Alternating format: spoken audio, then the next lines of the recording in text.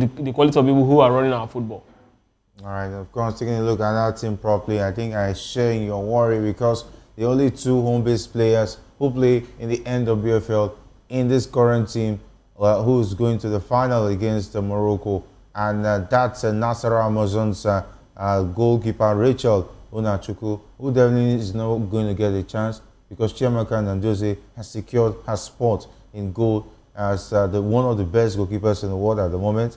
And of course, there's also Edo Queen's defender, Miracle Sani, who definitely has not got any minutes in this competition. So you ask the question, what is now the purpose of the NWFL if you cannot have as much as 9 players from the NWFL in this team? That used to be the, talking about the channel, engine room, the yes. engine room of the Super Falcons, talking about the NWFL. So what has changed, okay? And I know football has evolved. Yeah, you should encourage the fact that these players, most of these players anyway, moved from the NWFL and got club sides. Even Rashida Jibadi just completed her contract, run down her contract with Atletico Madrid ladies. She's looking for a new club side. So now I understand why she has to do very well in this competition and get a good offer when eventually the competition ends. But taking a look at this, I think those who are handling the NFF, talking about the NFF and the Super Falcons, need to meet with Madugu and say, this status quo has to change. I think we need more NWFL players in the team. And of course, this shows that talking about the NFF has lost its responsibility in making sure that Madugu had done that. I think it's an oversight. I think it shows that they didn't put interest. They didn't even look at what Madugu is actually doing. The man was just trying to play safe, try and win the competition at all costs, forget about the father quota system, and a lot of course about why Monday Gibbs was not given a chance. Definitely, she's dogged, she's strong, and of course the Jamilus is good, Esther Koronko is good, but we still have players in the NWFL who even do as similar and even better. Not to disrespect the players in the NWFL, and I think they should know better. Yeah, what I'm even talking about, I'm not even talking about the ones that actually started here and moved there. I'm talking about the ones that were actually born there. And that's why I listed the Renisola and Co.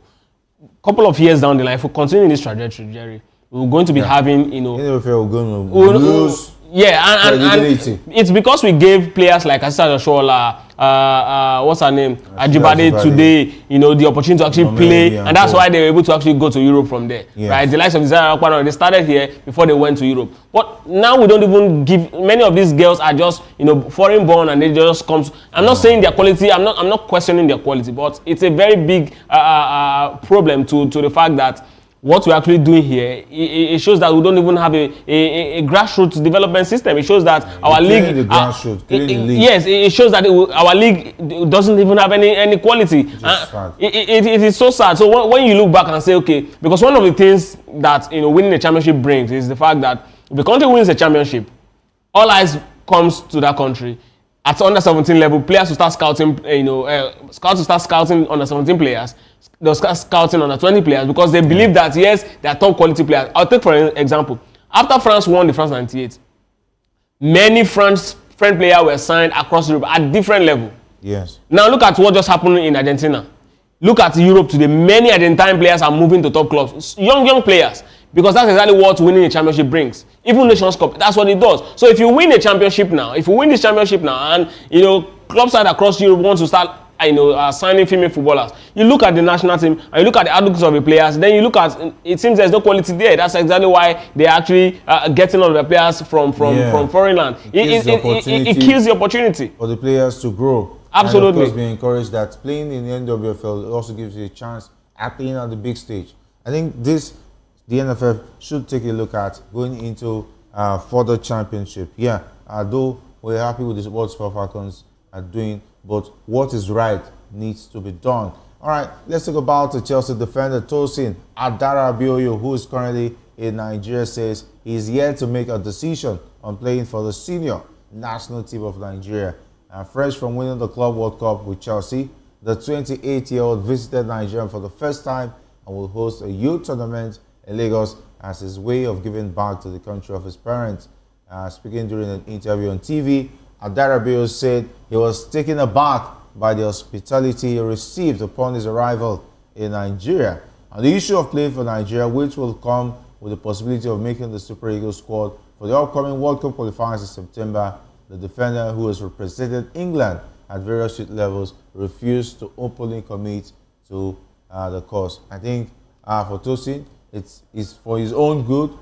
I don't think the Super Eagles desperately need a Tosin Adarabioyo now. He needs the Super Eagles more than they need him, because he is more or less a makeshift player in Chelsea. He's not the standard player. He's not the number one player in that defense lineup.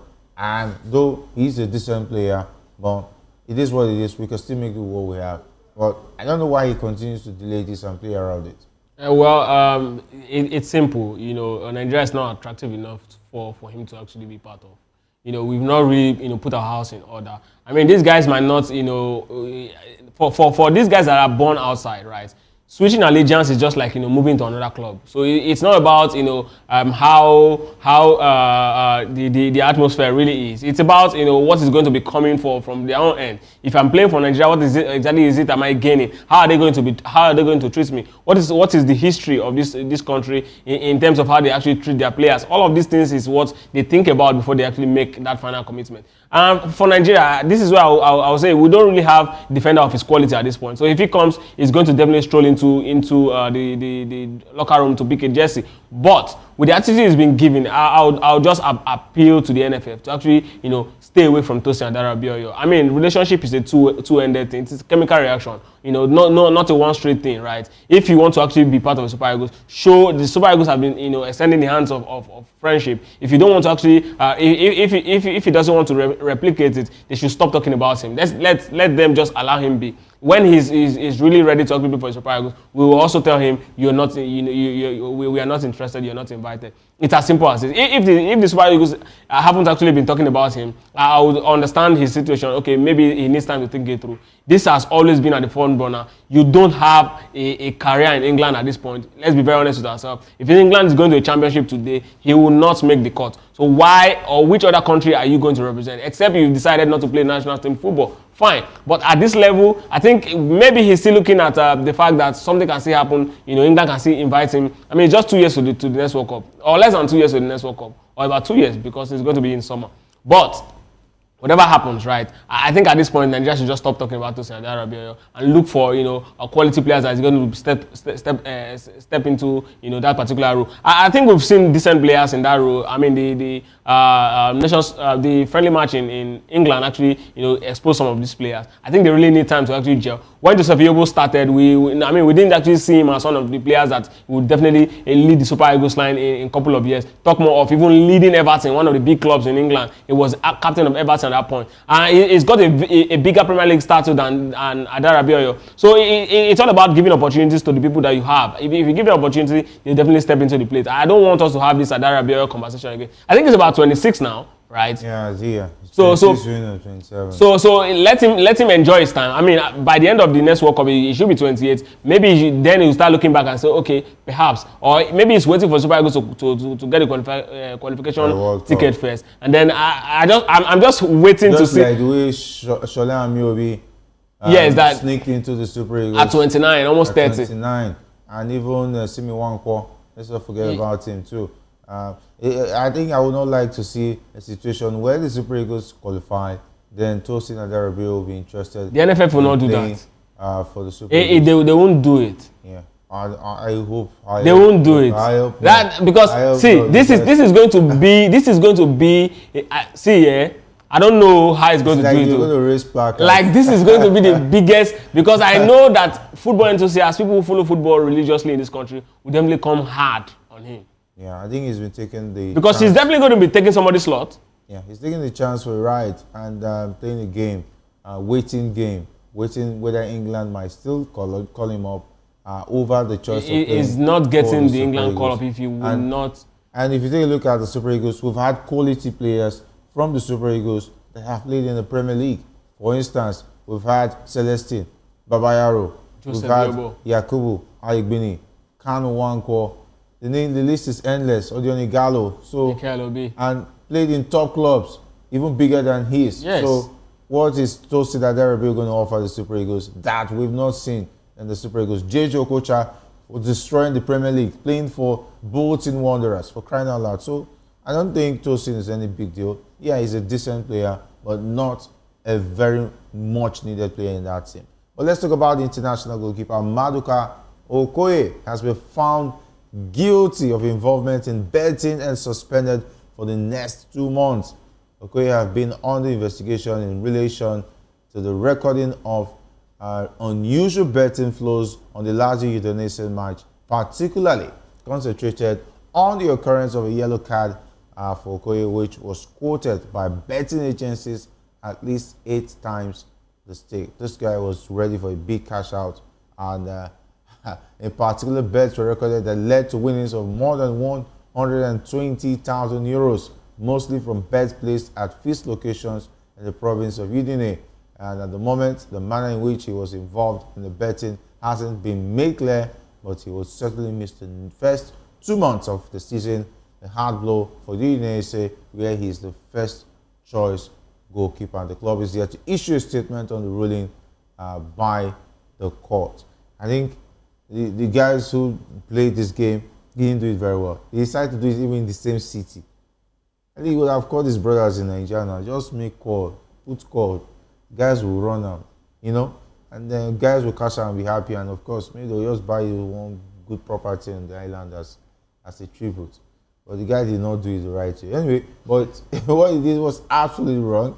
And since they found him guilty, that means he will not be part of the World Cup qualifiers in September, because this is already July, August, September. So he's out. They'll start looking for a second option for Stanley Nwabali ahead of the World Cup qualifiers in September. It's sad. It's sad that it has come to this, but I don't know why he will want to actually indulge in, you know,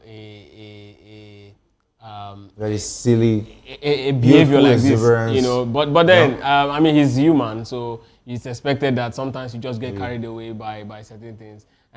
But yes, now for the Super Eagles have to actually look back. Who is going to be that man who is going to deputize Stanley Nwabali? We have a certain Henry, and the Enyimba goalkeeper. I think he's a very fantastic goalkeeper. I think he's the first choice of the home-based Eagles as well. So I would like to see him, you know, as the second choice to Stanley Nwabali. I just hope Stanley Nwabali stays fit, and we won't have a problem. It's so good that goalkeeping position is just for one person, not like in the football where you have to, you know, the outfield players where you have to look for someone else to actually play his role. It's a lot difficult in that regard. But then for the goalkeeping section, I just hope our prayers should just be for Stanley Nwabali to stay fit, and then, you know, Henry, and I think he's also a very good goalkeeper, you know, who can actually take that you know, deputy spot. But this is a very big lesson for people who actually are footballers or sports persons. You know, there's certain things you don't put yourself. I mean, this sort of behavior in your own career. It's not just about the bets now, right? It's going to be about the attitude, because now the club side will be watching everything he does. And you're lucky to have gotten 2 months. Yes, because if you make Tonali got 7 months. If you make a mistake or you consider a goal that, you know, they feel that this guy, everything is suspicious. Yeah, everything becomes suspicious. They start looking at as what exactly has this guy done again? Has he, you know, even if he gets injured, even if he gets injured, even if he gets card, even if he's trying to save his team, even if he complains that he's not feeling too after 45 minutes, whatever it is he does now, you know, his career is dented. This is exactly. I remember the case of Adrian Mutu. Yes. And the drug case, he couldn't come back to football again. Even when Maradona was investigated for drugs, his football career, everything was suspected as far as his football career. Anything you do now at this point, you know, people start looking at you from that lens. It's so sad. This 2 months issue is just the smallest of the least of his problem. Because what happens after is going to be the major problem. Any club he goes to, anything, you know, whatever kind of behavior he gives, definitely people will be looking at, you know, the stakes, the kind of bets that, the kind of odds, you know, that's actually, you know, in favor of whatever he's doing on the pitch. And then it's going to really, I just hope that, you know, he learns from this, and then other goalkeepers, young goalkeepers also learn from this, because this is going to be a very big lesson going forward for footballers. All right, big lesson going forward for footballers, because definitely it's not really a good time for Maduka Okoye. Let's talk about the B team of the senior national team of Nigeria, popularly called the Chan Eagles, picked up a comfortable 3-1 win over Nigerian Premier Football League side Ikorodu City in a test game. Head coach Eric Chal, who had to travel home to France to attend to a pressing commitment, was present for the game although the team was prepared by his assistant Hadi Tabubi. They fell behind very early into the game, but wasted no time in drawing level through Undoka Jr., a score that remained the same as both teams head into the dressing room for the half-time break. And 6 minutes after the hour mark, Anthony Ijoma put the Chan Eagles ahead for the first time in the game. Secure Alimi put the game to bed with a third goal with 12 minutes left to play in the game. And of course, it was a third consecutive win for the Nigerian team, who will be taking part in the Chan tournament starting in August. For the first time, the tournament will be hosted by 3 countries, namely Kenya, Uganda, and Tanzania. Can we say this team is getting into shape? And I'm really impressed that Chell is taking the Chan Eagles really seriously. He went to France, he came back, and he's really interested in what this team is going to do at the Chan. I think I'm impressed just with his level of commitment with this Chan team. Absolutely. You know, this is going to be his very first major tournament. You know, before the Nations Cup. You know, this is one of the places where he really needs to actually test his tactics, get to see that whatever it is he's planning for the Super Eagles will really work. And of course, if he wins this particular Chan, it's going to go a long way to actually not just give confidence to him, but Nigerians also have confidence in him going forward. Even the boys, the Super Eagles team A, going to any particular game or into any particular, they will be able to, they will feel so relaxed going into that game, knowing that okay, they have a manager who is tested and trusted. Because there's something about managers and people generally.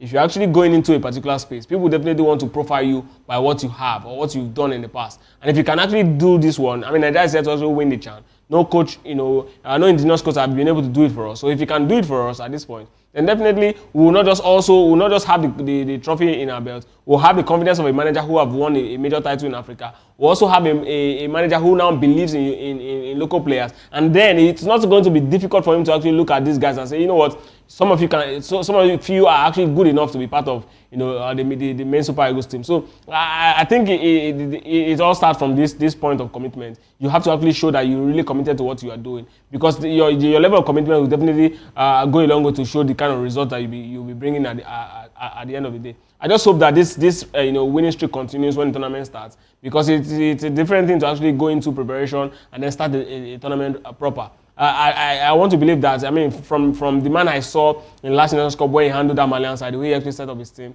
I want to believe that this Chan Eagles, and Eric Chell going to this particular tournament, I want to believe that he's got what it takes to actually, bring the best out of these guys. All right. Hope he has what it takes to bring out the best in these guys, and I hope the players won't let themselves down. Talking about when the competition starts proper, the fact that for the first time we're having a coach pay so much attention after a long time, because the last time a coach really paid attention, who was the coach of the main Super Eagles team, was Stephen Keshi.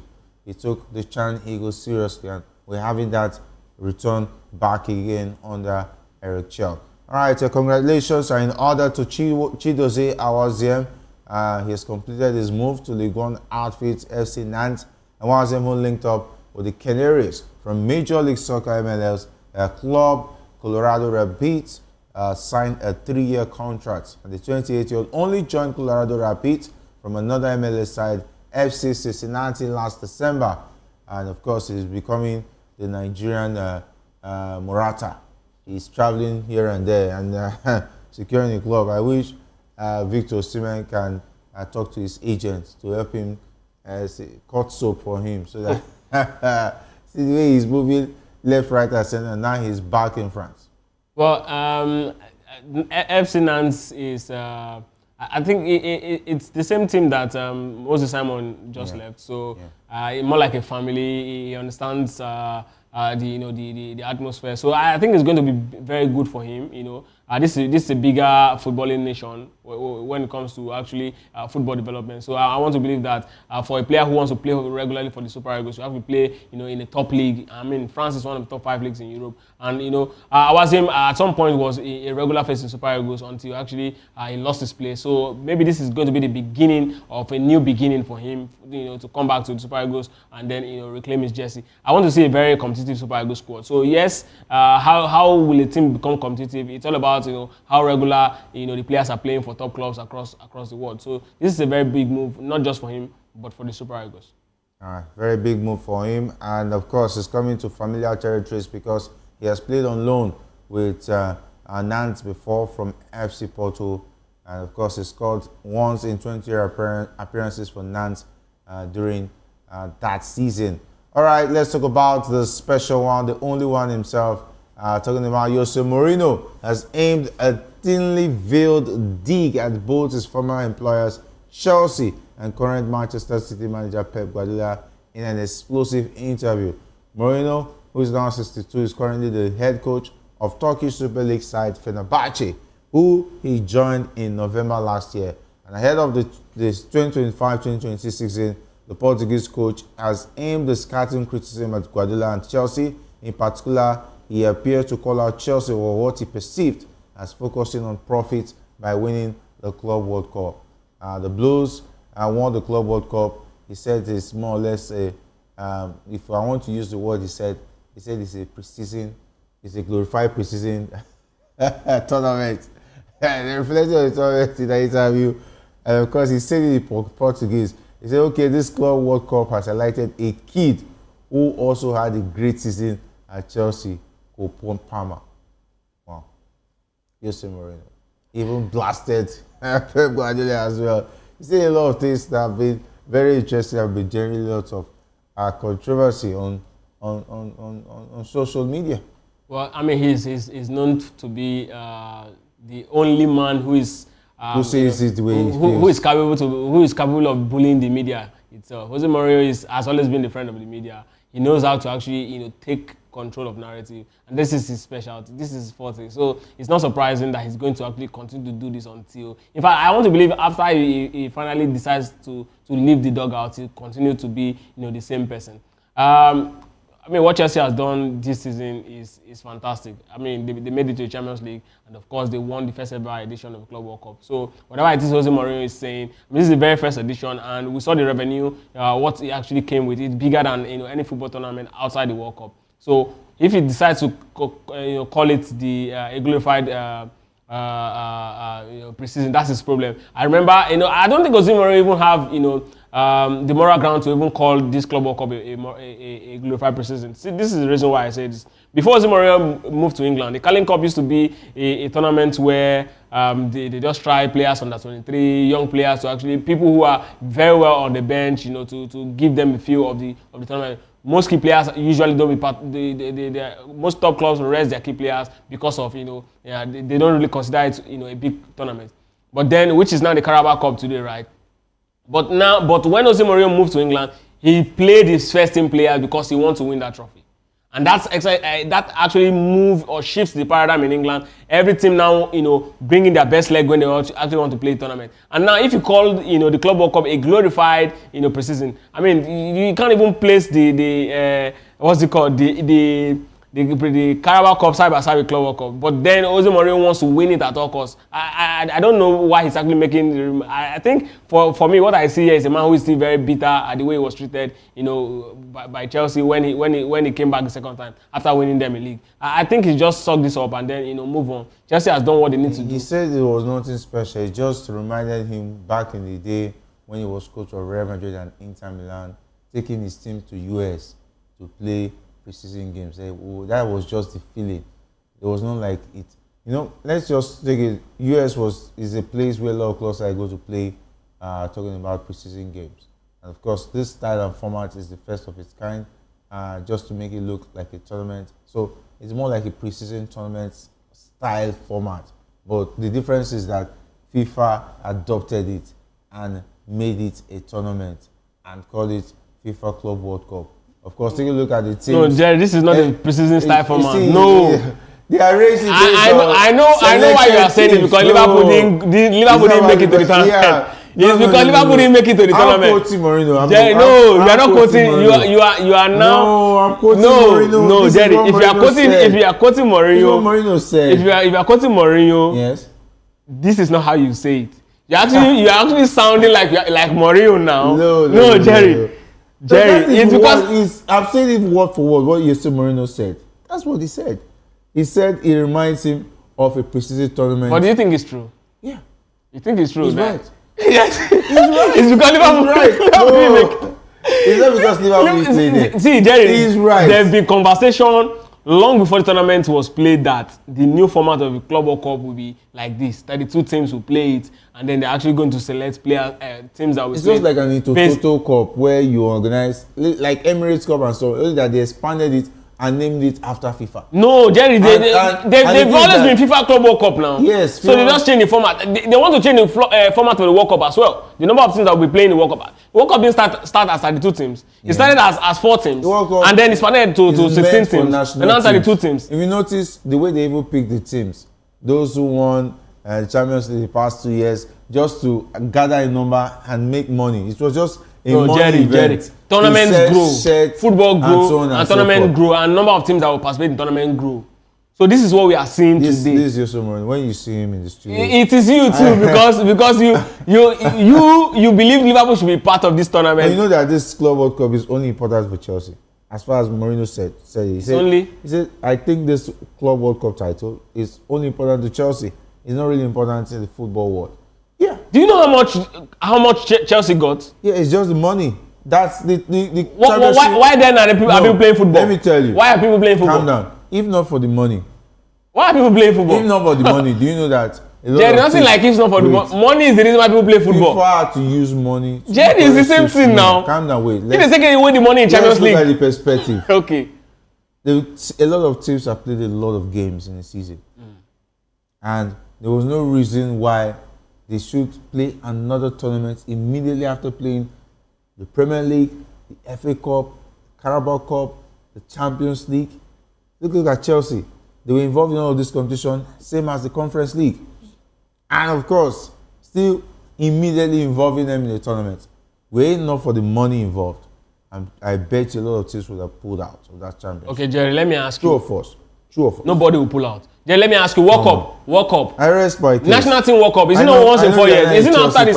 Wait, so Jerry. But Jerry, after World Cup now, is it not once in 4 years? Yes. And this is also once in 4 years. You know. I'm coming. No, I'm coming now. This is also once in 4 years. Yes. But the World Cup that will be played in 2026, the players that will play it will still go through the same rigorous season.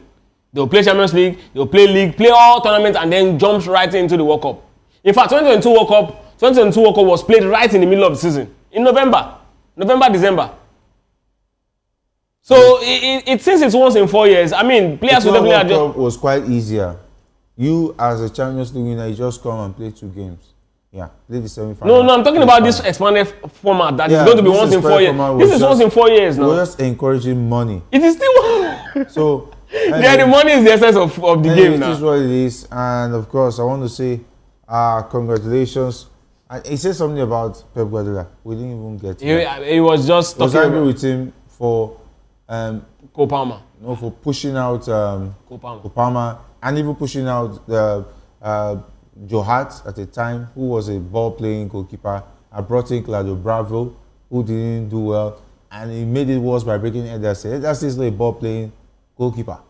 He's actually very good with his feet. I mean, he has become a disaster. No, now. But when he came home, he was very good with his feet. I mean, you cannot take that. All of a sudden, he lost his you can lose your form as a player. That's part of it. I think it's one of the major problems that Man City team has. I think they need to buy a top goalkeeper. I think they are talking about what's his name? FC Porto goalkeeper. You know, they want to bring I've forgotten his name. Is he likely going to bench Ederson? No, Ederson is actually leaving for Galatasaray. He's decided to actually go. So that's that deal. Even if they don't end up getting a goalkeeper, Ederson is leaving this season. He wants to go. Yeah, he's seen enough. Yeah, he's seen enough. He doesn't want his. And he's won it all. He has won it all, and not to ruin the record he has already set. I think it's the best time to leave and take a good pay out there in Galatasaray. All right, Arsenal secured the 1-0 win over AC Milan in a precision friendly match held in Singapore. The Gunners dominated the early exchanges, but it wasn't until the second half that they scored thanks to a Bukayo Saka volley, and Saka's goal proved to be the difference maker despite Reece Nelson and Leandro Trossard coming close to doubling the lead. The match marked Arsenal's first preseason game with new signings Martin Zubimendi, Kepa Arrizabalaga and Christian Nogard featuring in the game. And of course, I didn't see Noni Madueke also going to join the team. So it looks like Arsenal is prepared to win the league or take the second position this time. I think with the acquisition they've made so far, and with the way they've actually conducted themselves in the last 3 seasons, I think they're in a very good position to actually win the league now if they actually if they go into the season. Because one of the major problems Arsenal has had over the years is February and November. That's yeah. I can't wait for that Gyökeres to join this team because they usually suffer injuries, and then the fact that they don't have depth in their squad becomes a very big problem. Now they've had quality midfielders. I mean, Nogard is he doesn't need any. You have Noni left, Saka on the right, Gyökeres in the middle, and of course Nogard, Zubimendi, that's on Rice. Wow, that's a beautiful pairing. They have a lot of quality they can actually options they can explore in the midfield now. But back in days, they don't. When the first 3 players in the midfield, one of them gets injured, they don't have a top quality player that was replacement. But now they have those numbers. Now that problem is settled. No excuses going into the season. Noni can also do a very good job if Saka is not and they are also looking at acquiring Eze. If they can actually get in, then of course we can say okay, these guys are really. Even Gyökeres in this team, they still need to sign Eze. What are they doing? Are they planning for war?